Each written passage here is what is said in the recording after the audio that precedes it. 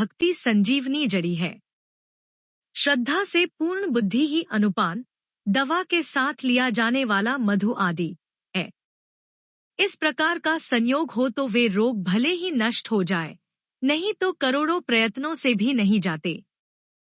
हे गोसाई, मन को निरोग हुआ तब जानना चाहिए जब हृदय में वैराग्य का बल बढ़ जाए, उत्तम बुद्धि रूपी भूख नित नई बढ़ती रहे और विषयों की आशा रूपी दुर्बलता मिट जाए। इस प्रकार सब रोगों से छूटकर जब मनुष्य निर्मल ज्ञान रूपी जल में स्नान कर लेता है, तब उसके हृदय में राम भक्ति छा रहती है। शिवजी, ब्रह्मा जी, शुकदेव जी, सनकादि और नारद आदि ब्रह्म विचार में परम निपुण जो मुनि हैं, हे पक्षीराज, उन सबका मत यही है कि श्री राम जी के चरण कमलों में प्रेम करना चाहिए। श्रुति, पुराण और सभी ग्रंथ कहते हैं कि श्री रघुनाथ जी की भक्ति के बिना सुख नहीं है। कछुए की पीठ पर भले ही बाल उगावें, बाज का पुत्र भले ही किसी को मार डाले, आकाश में भले ही अनेकों प्रकार के फूल खिल उठें, परंतु श्री हरि से विमुख होकर जीव सुख नहीं प्राप्त कर सकता। मृगतृष्णा के जल को पीने से भले ही प्यास बुझ जाए, खरगोश के सिर पर भले ही सींग निकल आवे, अंधकार भले ही सूर्य का नाश कर दे, परंतु श्री राम से विमुख होकर जीव सुख नहीं पा सकता।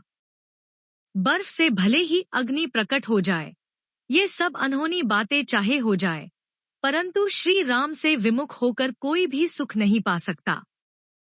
जल को मथने से भले ही घी उत्पन्न हो जाए और बालू को पेरने से भले ही तेल निकल आवे, परंतु श्री हरि के भजन बिना संसार रूपी समुद्र से नहीं तरा जा सकता। यह सिद्धांत अटल है। प्रभु मच्छर को ब्रह्मा कर सकते हैं और ब्रह्मा को मच्छर से भी तुच्छ बना सकते हैं। ऐसा विचार कर चतुर पुरुष सब संदेह त्याग कर श्री राम जी को ही भजते हैं। मैं आपसे भली भांति निश्चित किया हुआ सिद्धांत कहता हूँ, मेरे वचन अन्यथा मिथ्या नहीं है कि जो मनुष्य श्री हरि का भजन करते हैं, वे अत्यंत दुस्तर संसार सागर को सहज ही पार कर जाते हैं।